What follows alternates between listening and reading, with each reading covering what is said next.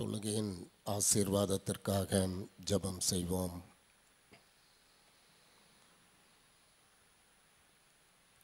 இரக்கம் நிறைந்த எங்கள் நல்ல ஆண்டவரே,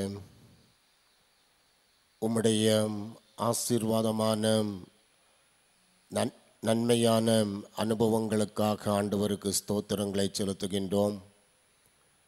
இந்த பரிசுத்த வாரத்திலும் கடவுளுடைய கிருபையினாலே நாங்கள் பிரவேசித்து இந்த பரிசுத்த வாரத்திலே எங்கள் அன்பின் ஆண்டவர் நிறைவேற்றின ஒவ்வொரு காரியங்களையும் உம்முடைய பரிசுத்த ஆலயத்தின் நிழலிலே அமர்ந்து நாங்கள் தியானிக்க, கர்த்தருக்கடுத்த காரியங்களிலே நாங்கள் ஈடுபட ஆண்டவர் எங்களுக்கு தந்த நல்ல தருணத்திற்காக வாய்ப்பிற்காக நன்றி செலுத்துகின்றோம். இந்த பரிசுத்த வாரத்தின் புதன்கிழமையிலும் கூட ஆண்டவருடைய சமூகத்திலே வந்து உம்மை ஆராதித்து கொண்டிருக்கிற போது ஆண்டவருடைய பேரருளும் இரக்கமும் திருப்பிரசனமும் எங்கள் மத்தியிலே நிலைத்திருக்க வேண்டுமாறு உம்மை நோக்கி நாங்கள் ஜெபிக்கின்றோம். இந்த தொழுகையை கடவுள் எங்களுக்கு ஆசீர்வதித்து தர ஜெபிக்கின்றோம். இந்த தொழுகையின் ஆரம்பம் முதல் முடியும் மட்டும் ஆண்டவருடைய மாறாத பிரசன்னத்தை நாங்கள் அனுபவிக்க அருள் தர வேண்டுமாறு ஜெபிக்கின்றோம். இந்த தொழுகையிலே கடவுளை துதித்து பாடுகின்ற பாடல்கள், வாசித்து தியானிக்கின்ற ஆண்டவருடைய வார்த்தைகள், ஏறெடுக்கின்ற விண்ணப்பங்கள் எல்லாம் ஆண்டவருடைய சமூகத்திலே பிரியமாயிருக்க ஜெபிக்கிறோம். இந்த பரிசுத்த வார தொழுகையிலும் தங்களை ஆயத்தப்படுத்தி மிகுந்த ஆவலோடும் உற்சாகத்தோடும் கடவுளுடைய சமூகத்திலே வந்திருக்கிற கர்த்தருடைய பிள்ளைகள் ஒவ்வொருவரையும் ஆண்டவர் ஆசீர்வதிக்க வேண்டுமாறு ஜெபிக்கின்றோம். துதி, கனம், மகிமை அனைத்தையும் கர்த்தருக்கு செலுத்துகின்றோம். இயேசு கிறிஸ்துவின் வழியாக வெற்றி கேட்கிறோம். ஜெபங்கேளும் எங்கள் ஜீவனுள்ள பிதாவே, ஆமேன். ஆராதனைக்கு ஆரம்பமாகவும் கர்த்தருடைய பரிசுத்த நாமத்திற்கு மகிமையாகவும் நாம் அனைவரும் எழுந்து 300வது ஞான பாடலை பாடுவோம். ஞான பாடல் 300, ஆராய்ந்து பாரும் கர்த்தரே என்ற பாடல்.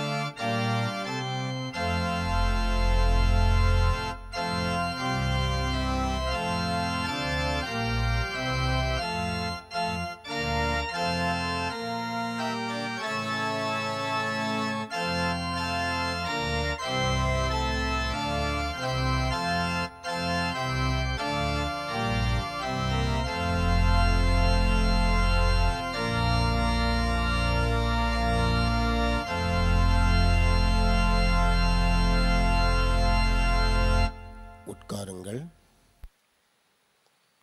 வாசிக்கும்படியாக கொடுக்கப்பட்ட திருமறை பகுதி மத்தேயு எழுதிய நற்செய்தி நூல் அதிகாரம் 26 வசனங்கள் 6 முதல் 13 வரை.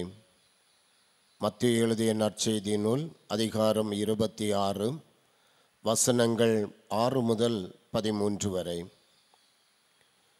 இயேசு பெத்தானியாவில் குஷ்டரோகியாயிருந்த சீமோன் வீட்டில் இருக்கையில் ஒரு ஸ்திரீ விலையேற பெற்ற பரிமள தைலமுள்ள வெள்ளைக்கல் பரணியை கொண்டு வந்து அவர் போஜன பந்தியிருக்கும் போது அந்த தைலத்தை அவர் சிரசின் மேல் ஊற்றினாள். அவருடைய சீஷர்கள் அதை கண்டு விசனமடைந்து, இந்த வீண் செலவு என்னத்திற்கு? இந்த தைலத்தை உயர்ந்த விலைக்கு விற்று தரித்திரருக்கு கொடுத்திருக்கலாமே என்றார்கள். இயேசு அதை அறிந்து அவர்களை நோக்கி, நீங்கள் இந்த ஸ்திரீயை ஏன் தொந்தரவு படுத்துகிறீர்கள்? என்னிடத்தில் நற்கிரியையை செய்திருக்கிறாள்.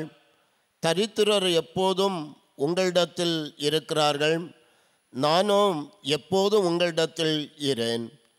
இவள் இந்த தைலத்தை என் சரீரத்தின் மேல் ஊற்றினது என்னை அடக்கம் பண்ணுவதற்கு எத்தனமாக செய்கையாயிருக்கிறது. இந்த சுவிசேஷம் உலகத்தில் எங்கெங்கே பிரசங்கிக்கப்படுமோ அங்கங்கே இவளை நினைப்பதற்காக இவள் செய்ததும் சொல்லப்படும் என்று மெய்யாகவே உங்களுக்கு சொல்கிறேன் என்றார் என்பது. கிறிஸ்துவே உமக்கு மகிமை உண்டாவதாக.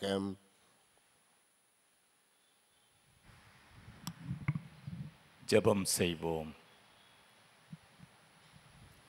எங்களை அதிகமாக நேசிக்கின்ற எங்கள் பரிசுத்தம் நிறைந்த நல்ல ஆண்டவரே, ஆசீர்வாதமான பரிசுத்த வாரத்தில் தெய்வ சமூகத்திலே கடந்து வந்து உம்முடைய பரிசுத்த பாதத்திலே பணிந்து கொள்ளும்படி ஆண்டவர் தந்திருக்கின்ற ஸ்லாக்கியத்திற்காக நன்றி நிறைந்த இருதயத்தோடு ஆண்டவரை துதிக்கின்றோம்.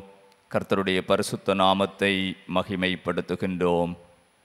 இந்நாளிலும் ஆண்டவருடைய வாழ்வில் நடைபெற்ற நிகழ்வை நாங்கள் தியானிக்கும் பொழுது கடவுளுடைய கிருபை எங்களை ஆட்கொள்ளட்டும் என்று நாங்கள் வேண்டிக் கொள்கின்றோம். இந்த பரிசுத்த வாரத்தில் இறை சமூகத்திலே நிறைவேற்றப்படுகின்ற அனைத்து பரிசுத்தமான பணிவிடைகளையும் ஆண்டவர் ஆசீர்வதித்து தர வேண்டும் என்று நாங்கள் வேண்டிக் கொள்கின்றோம். பணிவிடைகளிலே ஜெபத்தோடு பங்கெடுக்கின்ற இறை அடியவர்கள் ஒவ்வொருவரையும் கர்த்தர் ஆசீர்வதிப்பீராக என்று மன்றாடுகின்றோம். அன்பு நிறைந்த ஆண்டவரே, திருச்சபையின் ஒவ்வொரு குடும்பங்களுக்காகவும் ஜெபிக்கின்றோம். நற்குல திராட்சை செடிகளைப் போல சமூகத்திலே நாட்டப்பட்டிருக்கின்ற எங்கள் குடும்பங்களெல்லாம் நல்ல கனி கொடுக்கின்ற அனுபவத்திலே நாளும் வளருவதற்கு உம்முடைய கிருபை நிறைந்த வார்த்தைகள் இறை பலனாய் அமையட்டும் என்று சொல்லி நாங்கள் ஜெபிக்கின்றோம். சிறு பிள்ளைகள் முதல் பெரியோர் வரை ஒவ்வொருவரையும் ஆண்டவர் பரிசுத்தப்படுத்தி ஆசீர்வதித்து வழிநடத்த வேண்டும் என்று சொல்லி மன்றாடுகின்றோம். இந்த கல்வி ஆண்டில் தங்கள் தேர்வை ஒப்புவித்தும் தேர்வு எழுதி கொண்டும் தேர்வு எழுதுவதற்காக ஆயத்தப்படுகின்ற பிள்ளைகளுக்காக ஜெபிக்கின்றோம். நல்ல வெற்றியை பெற்றுக்கொள்ளவும் புதிய கல்வி ஆண்டிலே உயர்கல்வி வாய்ப்புகளை பெற்று உன்னதமான நிலையிலே எங்கள் பிள்ளைகள் அமர்ந்து ஆண்டவரை மகிமைப்படுத்த ஆண்டவர் கிருபை தர வேண்டும் என்று நாங்கள் வேண்டிக் கொள்கின்றோம்.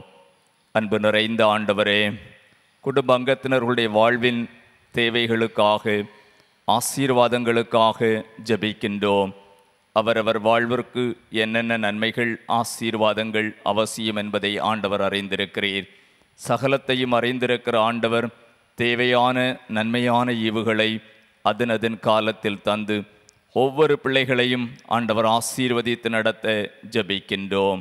சரீர பலவீனங்களின் நிமித்தமாக மருத்துவமனையில் அனுமதிக்கப்பட்டு சிகிச்சை பெறுகின்றவர்களுக்காக, இல்லங்களிலிருந்து தொடர் சிகிச்சை பெற்று கொண்டிருக்கின்றவர்களுக்காக, முதுமையின் பலவீனங்களினாலே சோர்ந்து போய் காணப்படுகின்ற குடும்பங்களின் மூத்த பெற்றோருக்காக நாங்கள் மனத்தாழ்மையோடு ஜெபிக்கின்றோம். வியாதியை உன்னை விட்டு விலக்குவேன் என்று சொன்ன கர்த்தருடைய வாக்கின்படியே மனதுருக்கமுள்ள ஆண்டவருடைய கரம் நீட்டி தொட்டு ஒவ்வொருவருக்கும் நல்ல சுகத்தை, ஆரோக்கியத்தை ஆண்டவர் நல்க வேண்டும் என்று சொல்லி ஜெபிக்கின்றோம். உன் பலவீனத்தில் என் பலன் பூரணமாக விளங்கும் என்று சொல்லுகின்ற கடவுளுடைய வாக்கின்படியே தமது கிருபையினால் ஒவ்வொருவரையும் தாங்கி நடத்துவீராக என்று ஜெபிக்கின்றோம். அன்பு நிறைந்த ஆண்டவரே, குடும்பங்களிலே அமைதியான ஜீவனம் பண்ணும்படி சமாதானத்தோடு வாழுகின்ற பாக்கியங்களை ஒவ்வொரு குடும்பத்தாருக்கும் ஆண்டவர் தருவீராக என்று சொல்லி ஜெபிக்கின்றோம். எங்கள் தேசம் முழுவதிலும் இந்நாட்களில் நடைபெறுகின்ற எல்லா விசேஷித்த தொழுகைகளையும் ஆண்டவர் ஆசீர்வதிப்பீராக. அருள் பணிகளுக்காக, அருள் பணிக்களங்களிலே நடைபெறுகின்ற ஊழியங்களுக்காக ஜெபிக்கின்றோம். அனைத்து மிஷனரி ஸ்தாபனங்களையும் அதன் வழி அருள் தொண்டர்களாக பணியாற்றுகின்ற ஒவ்வொரு குடும்பங்களையும் ஆண்டவர் ஆசீர்வதியும் என்று சொல்லி ஜெபிக்கின்றோம். தடைகளை நீக்கி போடுகிறவர் உங்களுக்கு முன் செல்லுகிறார் என்று சொல்லுகின்ற வேத வாக்கின்படியே எல்லா தடைகளையும் ஆண்டவர் நீக்கி திறந்த வாசலை தமது பிள்ளைகளுக்கு ஏற்படுத்தி தந்து உம்முடைய பரிசுத்தமான சுவிசேஷத்தை ஆண்டவரை நற்செய்தியாக கூறி அறிவிக்கின்ற நல்ல பணியிலே தொடர்ந்து கடவுளுக்கு மகிமையாய் செயல்பட்ட ஆண்டவர் அருள் தர வேண்டும் என்று சொல்லி நாங்கள் ஜெபிக்கின்றோம். எங்கள் தேசத்திற்காக மன்றாடுகின்றோம். தேச தலைவர்கள், ஆளுகின்றவர்கள், அதிகாரம் வகிக்கின்றவர்களுக்காக ஜெபிக்கின்றோம். தேசத்தின் பல பகுதிகளிலே நடைபெறுகின்ற வன்முறை சம்பவங்களை எண்ணி மனவேதனையோடு கடவுளுடைய சமூகத்திலே மன்றாடுகின்றோம். ஆண்டவரே, வன்முறைகள், தீவிரவாத செயல்கள், மனித அபிமானமற்ற செயல்கள், மக்கள் விரோத போக்கு, இப்படிப்பட்ட செயல்களெல்லாம் முற்றிலும் மாறிப்போகவும் எங்கும் அமைதியும் சமாதானமும் ஒருமித்து வாழுகின்ற உன்னதமான வாழ்வின் அனுபவங்களும் எங்கள் தேசத்திலே காணப்பட ஒற்றுமையோடு ஒருமைப்பாட்டு சிந்தையோடு மக்கள் வாழுகின்ற பாக்கியத்தை ஆண்டவர் நல்க வேண்டும் என்று சொல்லி நாங்கள் ஜெபிக்கின்றோம். உஷ்ணமான காலத்தில் வைக்கப்பட்டிருக்கிறோம். ஆண்டவரே, உஷ்ணமான இந்த சீதோஷ்ண நிலையினாலே எந்த உபாதைகளும் ஒருவருக்கும் ஏற்படாதபடி ஆண்டவர் ஆரோக்கியமான வாழ்வை தந்து வழிநடத்த வேண்டும் என்று சொல்லி ஜெபிக்கின்றோம். இப்பொழுது உம்முடைய பரிசுத்தமான வார்த்தைகளை தியானிக்க நாங்கள் ஜெபத்தோடு ஆயத்தப்படுகிறோம். ஆண்டவர் எங்களோடு பேசுவீராக. சகல துதி, கனம், மகிமை அனைத்தையும் ஆண்டவருக்கு ஏறெடுக்கிறோம். மீட்பர் இயேசு கிறிஸ்துவின் வழியாய் மிகவும் தாழ்மையோடு ஜெபிக்கின்றோம். ஜெபம் கேளும் எங்கள் ஜீவனுள்ள நல்ல பிதாவே, ஆமேன்.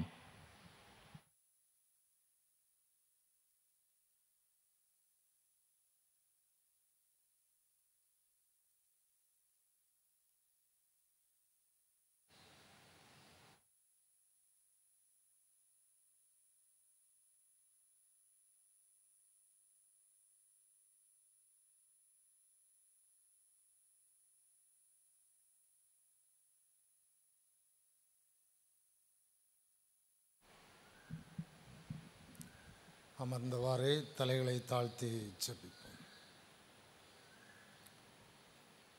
வாழ்வின் இறுதி வாரத்திலே எருசலேமுக்கு நேராய் பயணித்து எருசலேமிலே பற்பல நிலைகளிலே எங்களுக்கு தம்மை வெளிப்படுத்திய எங்கள் நல்ல ஆண்டவரே, இந்த நாளிலும் எருசலேமின் நிகழ்வினை நாங்கள் சிந்திக்கின்ற பொழுது எங்கள் உள்ளங்களை திறந்தருள்வீராக. நாங்கள் உம்மை கண்டுகொள்ளத்தக்கதாக, உம்மிலே வாழ்வு பெறத்தக்கதாக நீர் எங்களுக்கு உம்முடைய சத்தியத்தை தந்தருள வேண்டுமாய் செபிக்கிறோம். இறை மகன் இயேசுவின் மூலம் பிதாவே, ஆம். தவக்காலத்தின் இறுதி நாட்களிலே நாம் வந்திருக்கின்றோம். பல்வேறு விதமான நிலைகளிலே ஒவ்வொரு நாளுக்குரிய செய்திகளை நாம் கேட்டிருக்கின்றோம். ஒவ்வொரு நாளும் நம்முடைய தனிப்பட்ட தியானங்களிலே வேதத்திலிருந்து பல சத்தியங்களை நாம் பெற்றிருக்கின்றோம். அவைகளையெல்லாம் மனதிலே கொள்ள வேண்டும். ஏதோ தவக்காலம் முடிந்து விட்டது, நான் அப்படியே அதை விட்டுவிடலாம் என்றல்ல. வாழ்நாள் பரியந்தம் இவைகளை நாம் கைக்கொள்ள வேண்டியவர்களாக இருக்கின்றோம். பரிசுத்த வாரத்திலே ஞாயிற்றுக்கிழமையிலே இயேசுநாதர் எருசலேமுக்கு நேராய் கழுதையிலே பவனி சென்றார்.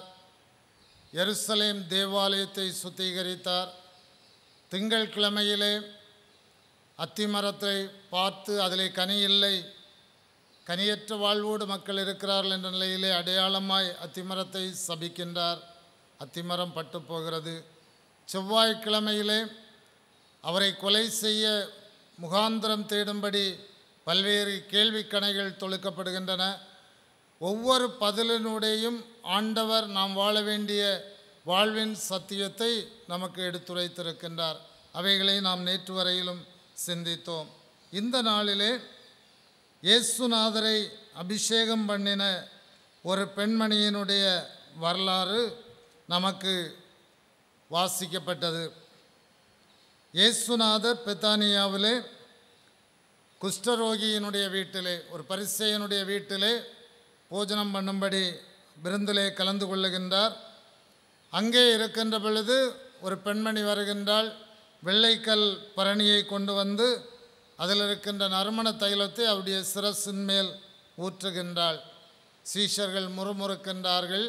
ஆனால் இயேசுநாதர், என்னை அடக்கம் பண்ணுவதற்கு எத்தனமாக இவள் இதை செய்தால், அவளை தொந்தரவு செய்யாதிருங்கள், விட்டுவிடுங்கள் என்று சொல்லிவிட்டு சொல்லுகின்றார். 13வது வசனம், இந்த சுவிசேஷம் உலகத்தில் எங்கெங்கே பிரசங்கிக்கப்படுமோ அங்கங்கே இவளை நினைப்பதற்காக இவள் செய்ததும் சொல்லப்படும் என்று மெய்யாகவே உங்களுக்கு சொல்லுகிறேன் என்றார். நற்கிரியைகளை அங்கீகரிக்கின்ற ஆதரிக்கின்ற ஆண்டவர். இந்த சுவிசேஷம் எங்கெங்கே சொல்லப்படுகிறதோ அங்கே இவளை நினைப்பதற்காக இவள் செய்ததும் சொல்லப்படும் என்று. இந்த நிகழ்விலே நான் அதை வாசிக்கின்ற பொழுது 4 கேரக்டர்ஸை கண்டுகொள்ளுகின்றேன். ஒருவேளை அதை ஒரு நிகழ்வு விருந்திலே இயேசுநாதர் இருக்கின்றார், மரியாள் வருகின்றாள், சிரசின் மேல் ஊற்றுகின்றாள், அடக்கம் செய்வதற்கு எத்தனம் என்று இயேசுநாதர் சொன்னாலும் முக்கியமாக 4 கேரக்டர்ஸ் இந்த நிகழ்விலே ஈடுபடுகின்றார்கள். ஒவ்வொரு கேரக்டர்ஸையும் தன்மைகளை படித்து நாம் அதன் மூலமாய் ஆண்டவர் நமக்கு எதை சொல்லுகின்றார் என்று புரிந்து கொள்ள முற்படுவோம். முதலாவதாக சீமோன், விருந்துக்கு அழைத்தவர், விருந்து பண்ணுகிறவர். 26வது அதிகாரம் மத்தேயு 26:6 குஷ்டரோகியாக இருந்த சீமோன் என்று சொல்லப்படுகின்றது. அப்படி என்றால் அவன் தன்னுடைய வாழ்க்கையிலே குடும்பத்தோடு வாழ முடியாதபடி, பாளையத்திலே குடியிருப்புகளிலே வர முடியாதபடி, குடியிருப்புகளுக்கு வெளியே தீட்டு என்று சொல்லிக்கொண்டு அலைந்தவர், வாழ்வை முற்றிலுமாய் வெறுத்த ஒருவர் என்று சொல்லலாம். தனிமைப்படுத்தப்பட்டு பிறரோடு உறவாட முடியாதபடி, உரையாட முடியாதபடி, வாசம் பண்ண முடியாதபடி விடப்பட்ட ஒரு மனிதர், வாழ்க்கை வெறுத்த நிலையிலே ஆரோக்கியமடைந்து வந்து கடவுளுக்கு நன்றி சொல்லும் வண்ணமாய் விருந்தை கொடுக்கிறவர். லூக்கா 7வது அதிகாரம் 37வது வசனத்திலே அந்த குஷ்டரோகி வந்து ஒரு பரிசேயன் என்று சொல்லப்படுகின்றது. அப்பொழுது அந்த ஊரிலிருந்து பாவியாகிய ஒரு ஸ்திரீ அவர் பரிசேயன் வீட்டிலே பந்தி இருக்கிறதை அறிந்து பரணியில் பரிமள தைலம் கொண்டு வந்து என்று சொல்லப்படுகிறது. அப்படி என்றால் சீமோன் குஷ்டரோகியாக இருந்து அதிலிருந்து விடுதலை பெற்றவர் பரிசேயர். பரிசேயர் என்று சொல்லுகின்ற பொழுது நியாயப்பிரமாணத்தை எந்த நிலையிலும் மாற்றாதபடி கை கொள்ளுகிற ஒருவர், ஸ்ட்ரிக்ட் அப்சர்வர் ஆஃப் லா என்று சொல்லுவோம். நியாயப்பிரமாணத்தை அப்படியே வள்ளி புள்ளி தவறாதபடி கடைப்பிடிக்கின்ற ஒருவர். நியாயப்பிரமாணத்தை கை கொள்ளுகிற ஒரு மனிதர் குஷ்டரோகம் வந்து விடுதலை பெற்று விருந்தளிக்கின்ற நிகழ்வில்தான் இந்த நிகழ்வு வருகின்றது. ஆனால் அந்த நிகழ்விலே அவருடைய ஈடுபாடு எப்படி இருக்கிறது? எல்லாரையும் அழைத்திருக்கிறார், செலவு பண்ணுகிறார், விருந்தளித்து மகிழ்கின்றார், கடவுளுக்கு நன்றி சொல்லுகின்றார். இந்த பெண்மணி இயேசுநாதருடைய தலையிலே பரிமள தைலத்தை ஊற்றுகின்ற பொழுது அவளை குறித்து மட்டுமல்ல ஆண்டவரை குறித்து சந்தேகப்படுகின்றார். லூக்கா 7வது அதிகாரம் 39வது வசனம், அவரை அழைத்த பரிசேயன் அதை கண்டபோது, இவர் தீர்க்கதரிசியாக இருந்தால் தம்மை தொடுகிற ஸ்திரீ இன்னாள் என்றும் இப்படிப்பட்டவள் என்றும் அறிந்திருப்பார். இவள் பாவியாய் இருக்கிறாளே என்று தனக்குள்ளே சொல்லி கொண்டான். தன்னுடைய மனதில் எண்ணுகின்ற எண்ணம், நான் இவரை ஆண்டவர் தீர்க்கதரிசி என்று அழைத்திருக்கிறேன், இவள் பாவியான ஸ்திரீ, இவள் தன்னுடைய தலையிலே தைலத்தை ஊற்றுவதற்கு அனுமதித்திருக்கிறார். அவனுக்கு ஒரு ஐயப்பாடு வருகின்றது. இவர் தீர்க்கதரிசியாய் இருந்தால், அப்படி என்றால் இவர் தீர்க்கதரிசி இல்லையோ என்கின்ற ஒரு நிலைப்பாட்டுக்குள்ளாக வருகின்றார். ஆண்டவரையே சந்தேகிக்கின்ற நிலையிலே சீமோன் தள்ளப்படுகின்றார். நம்முடைய வாழ்க்கையிலும் நாம் இதை சிந்திக்க வேண்டும். பல வேளைகளிலே சின்ன சின்ன கஷ்டங்கள் வருகின்ற பொழுது, பிரச்சனைகள் வருகின்ற பொழுது, கடவுள் இருக்கிறாரா இல்லையா, கடவுளால் இது முடியாதா என்றெல்லாம் பல வினாக்களை எல்லாம் தொடுக்கின்றோம். இங்கே இந்த பரிசேயன் இவ்வளவு கிராண்டாக ஒரு விருந்தை ஆயத்தம் பண்ணிவிட்டு அவன்தான் இந்த ஸ்திரீயையும் அழைத்திருக்கின்றான். ஆனால் இயேசுநாதருடைய தலையிலே அவள் தைலத்தை விடுகின்ற பொழுது, இவள் பாவியாக இருக்கிறாளே, இவர் தீர்க்கதரிசியாக இருந்தால் இவளை அனுமதித்திருப்பாரா, இதை அறிந்திருக்க மாட்டாரா என்றெல்லாம் எழுதுகின்றார். ஆனால் அங்கே இயேசுநாதர் அவனுக்கு பாடம் சொல்லிக் கொடுக்கின்றார். 40வது வசனம் முதல் 43வது வசனத்திலே அவன் மனதிலே நினைத்தவுடனே இயேசுநாதர் அவனை அழைக்கின்றார். சீமோனே, உனக்கு நான் ஒரு காரியம் சொல்ல வேண்டும். 41வது வசனம், ஒருவனிடத்தில் 2 பேர் கடன்பட்டிருந்தார்கள். ஒருவன் 500 வெள்ளிக்காசும் ஒருவன் 50 வெள்ளிக்காசும் கொடுக்க வேண்டியதாக இருந்தது. கொடுக்க வேண்டிய நிர்வாகம் அவர்களிடத்தில் இல்லாத போது அந்த எஜமான் அவர்களை அழைத்து 2 பேருடைய கடனையும் மன்னித்து விடுகின்றார். இவர்களில் யார் அந்த எஜமானிடத்திலே அதிகமாய் அன்பாயிருப்பான், அதை சொல் என்று சொல்லுகின்றார். சீமோன் பேதுரு 43வது வசனம் பிரதியுத்தரமாக சொல்லுகின்றார், எவனுக்கு அதிகமாய் மன்னித்து விட்டானோ அவனே அதிக அன்பாயிருப்பான் என்று நினைக்கிறேன் என்றார். இயேசுநாதர் சொல்லுகின்றார், சரியாய் நிதானித்தாய், நீ சரியாய் நிதானித்தாய் என்று சொல்லுகின்றார். அப்படி என்றால் நீ இவளை பாவி என்று எண்ணுகின்றாய். பாவம் யாருக்கு விரோதமாய்? கடவுளுக்கு விரோதமானது. நான் அவளை மன்னித்து விட்டேன்.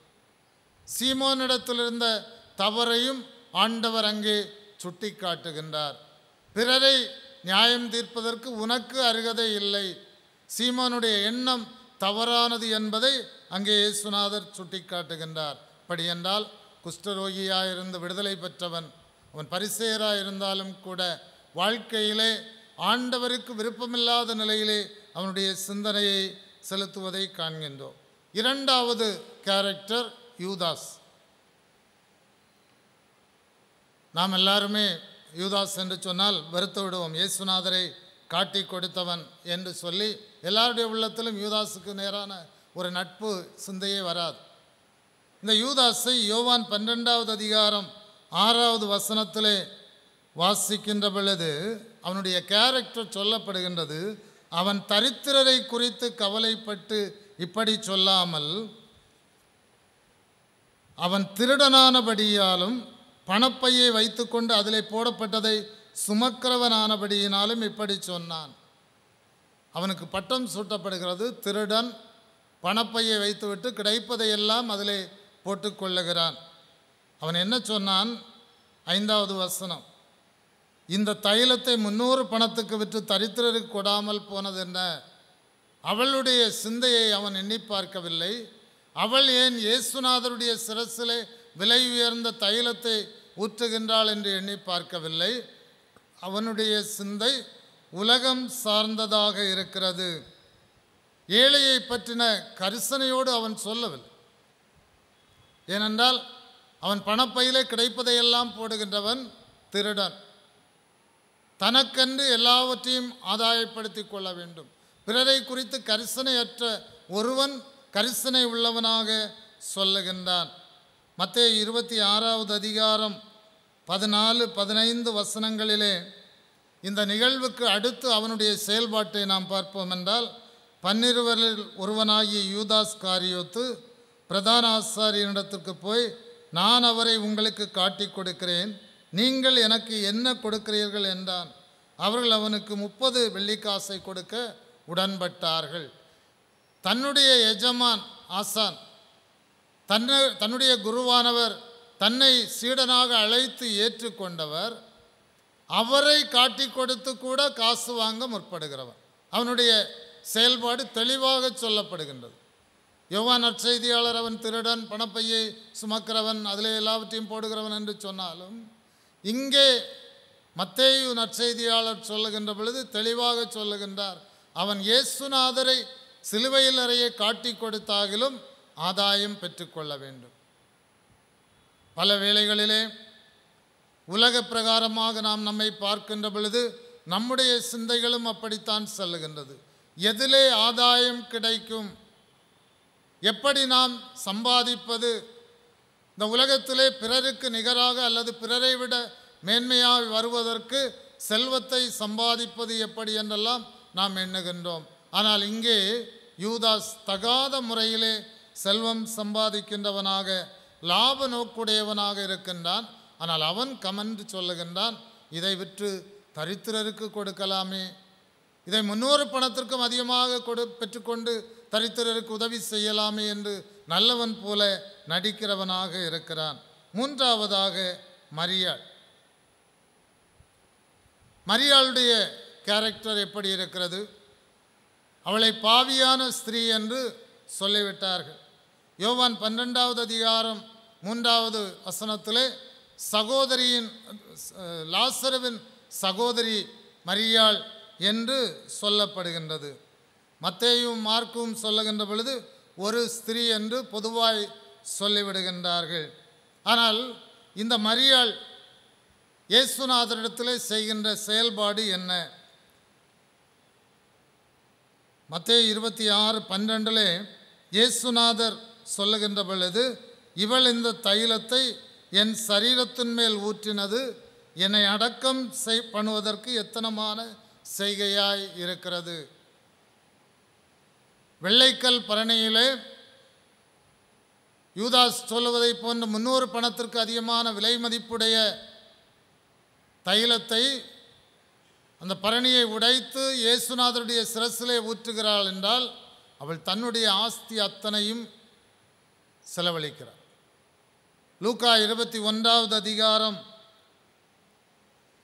நாம் 2 காசு போட்ட விதவையை குறித்து வாசிக்கின்றோம். இயேசுநாதர் எருசலேம் தேவாலயத்திலே காணிக்கை பெட்டியின் அருகாமையிலே இருக்கின்றார். செல்வந்தர்கள் எல்லாம் திரளாய் காணிக்கைகளை போடுகிறார்கள். ஆனால் அந்த விதவை பெண்மணி, ஏழை பெண்மணி தன்னுடைய கரத்தில் இருக்கின்ற 2 காசை போடுகின்றார். ஏழை என்று அழகாக சொல்லப்படுகின்றது. ஆனால் அங்கே இன்னும் ஒரு ஃப்ரேஸ் சொல்லப்படுகின்றது, தன்னுடைய ஜீவனத்திற்கென்று இருந்த காசு. அந்த நாளிலே அவள் வாழ்வதற்கு அவ்வளவுதான் அவளிடத்தில் இருக்கிறது. தன்னை பற்றி கவலைப்படவில்லை.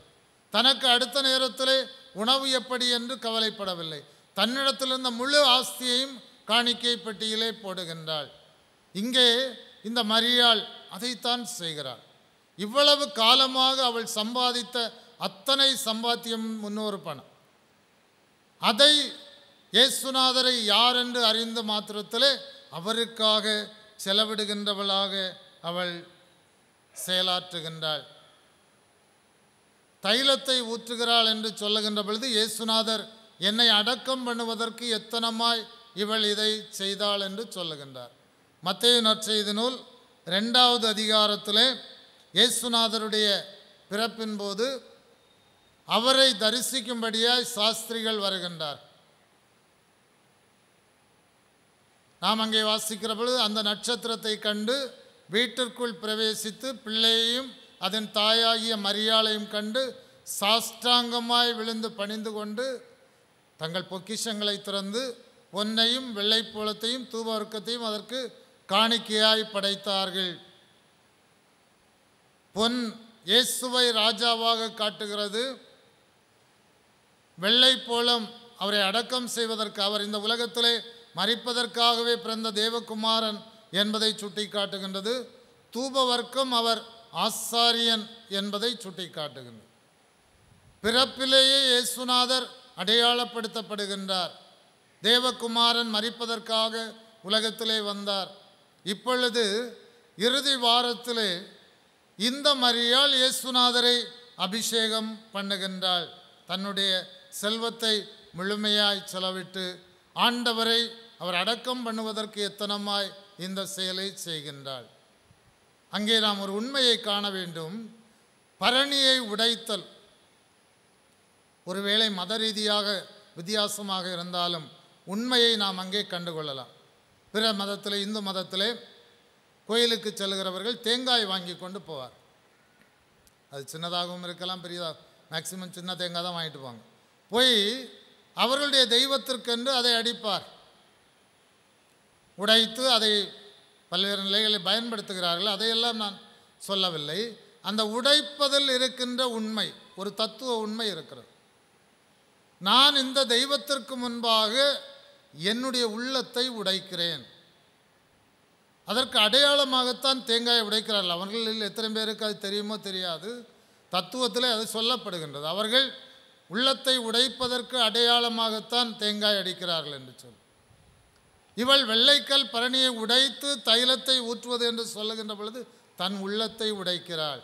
பாவியான ஸ்திரீ என்று எல்லாராலும் சுட்டி காட்டப்படுகிற அந்த பெண்மணி தன்னுடைய உள்ளத்தை உடைக்கிறாள்.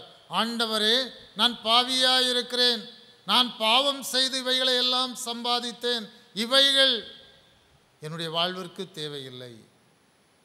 அந்த நிலையிலே அவள் உள்ளத்தை உடைக்கிறவளாக செயலாற்றுவதை நாம் அங்கே காண்கின்றோம். அவளுக்கு ஆண்டவர் மன்னிப்பை வழங்குகின்றார். இந்த நிகழ்விலே இயேசுநாதரும் மரியாளும் என்று நாம் பார்க்கின்ற பொழுது அவர் மன்னிப்பை வழங்குகின்றவராக இருக்கிறார். அவள் கின்னஸிலே பெயர் பெற்றது போல இயேசுநாதர் உலகம் முழுவதிலும் அறிகின்ற அளவிலே அவளை உயர்த்தி விடுகின்றார். நாம் மிகவும் பிரயாசப்பட்டு தான் கின்னஸ் புத்தகத்திலே பெயர் வாங்க வேண்டும். ஆனால் இந்த செய்கையிலே இயேசுநாதர் சொல்லிவிடுகின்றாள், என்னிடத்தில் நற்கிரியை செய்திருக்கிறாள். இவள் செய்தது உலகமெங்கும், எங்கெல்லாம் இந்த நற்செய்தி சொல்லப்படுகிறதோ அங்கெல்லாம் இவள் செய்ததும் சொல்லப்படும் என்று சொல்லுகின்றார்.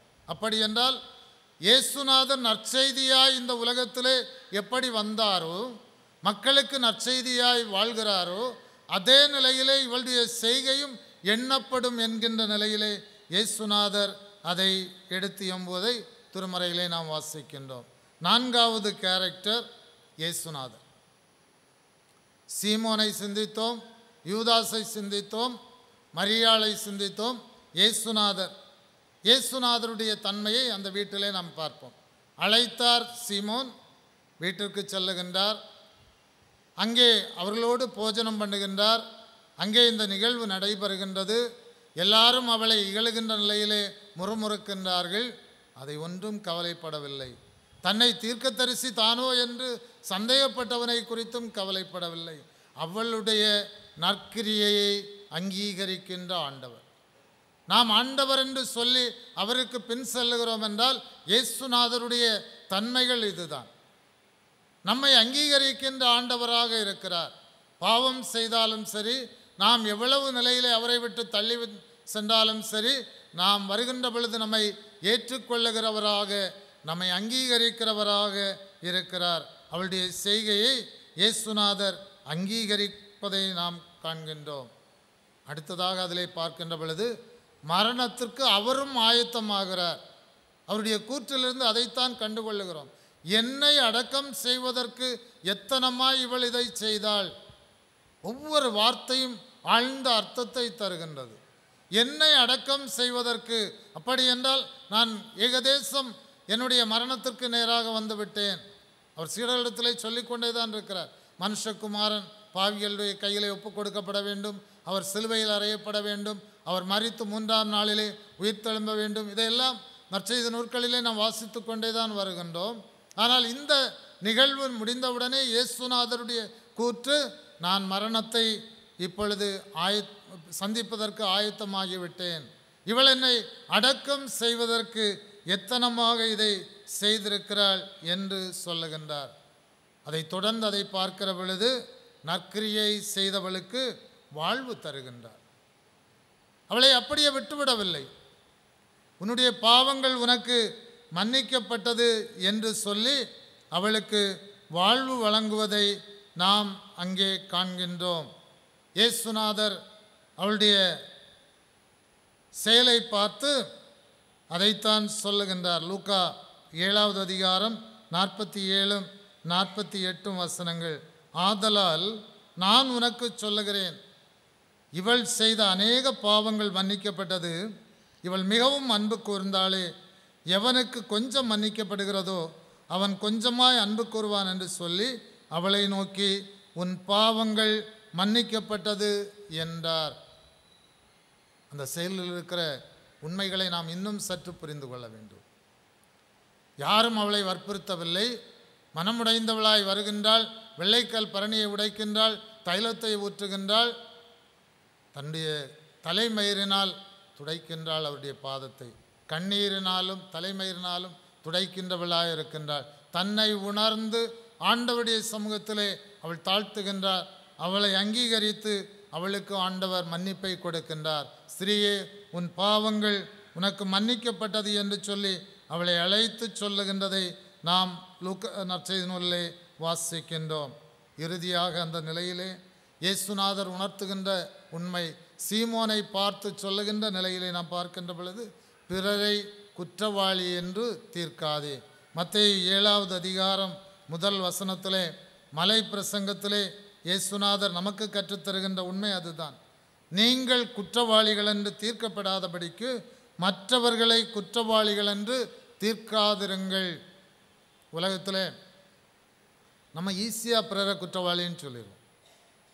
நம்மகிட்ட எவ்வளவு தப்பு இருந்தாலும் சரி, நம்முடைய தப்புகள் நம்முடைய கண்களில் படுவதில்லை, பிறரை சொல்லிவிடுவோம். இயேசுநாதர் அதைத்தான் சொன்னார், உன்னுடைய கண்ணிலே உத்தரத்தை வைத்துவிட்டு அடுத்தவன் கண்ணில் இருக்கிற துரும்பை பார்க்கிறது என்ன என்று இயேசுநாதர் கேட்கின்ற கேள்வி இதை ஒட்டிதான் வருகின்றது.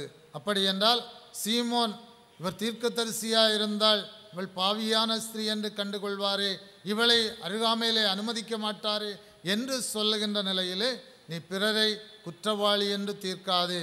அவளுடைய செய்கையை பாராட்டுகின்ற பொழுது இந்த அத்தனை உண்மைகளையும் உள்ளடக்கித்தான் இயேசுநாதர் அங்கே சொல்வதை காண்கின்றோம். அன்பிற்குரியவர்களே, இந்த நாளிலே இந்த நிகழ்வு எருசலேமில் நடைபெற்றது என்பதை சிந்திக்கிற நாம் இந்த 4 கேரக்டர்ஸிலே யாருடைய கேரக்டரை அணிந்து கொண்டிருக்கிறோம்? பாவியான ஸ்திரீயாகிய மரியாளுடைய தன்மையை அணிகின்றோமா, அல்லது யூதாசுடைய தன்மைகளை அணிகின்றோமா, அல்லது அவரை விருந்திற்கு அழைத்த சீமோனுடைய தன்மைகளை அணிந்து கொண்டிருக்கின்றோமா? ஆண்டவரை ஆண்டவராக காண்போம். நமக்கு வாழ்வு தருவதற்காக வந்தார். இயேசுநாதருடைய சிந்தை நம்மிலே வரட்டும். இயேசுநாதர் ஆக முடியாது நாம், ஆனால் அவரிடத்திலே நாம் சேர்ந்து வருகின்ற பொழுது, ஆண்டவரே என்னுடைய பாவங்கள் என்னை உந்தி தள்ளுகின்றது என்று சொல்லி கண்ணீர் விட்டு நாம் அவரிடத்திலே வருகின்ற பொழுது அவர் நம்மையும் மன்னிக்கின்றவராக இருக்கிறார், நம்மை ஏற்றுக்கொள்ளுகின்றவராக. உலகம் நம்மை ஏற்றுக்கொள்ளாவிட்டாலும் அவர் நமக்கு அடைக்கலம் தருகின்றவராக, வாழ்வு தருகின்றவராக இருக்கின்றார்.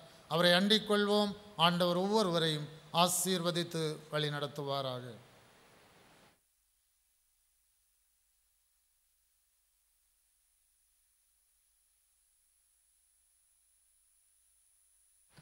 தொழுகைக்கு நிறைவாக யாவரும் எழுந்து நின்று கீர்த்தனைகளில் 351வது பாடலை பாடுவோம்.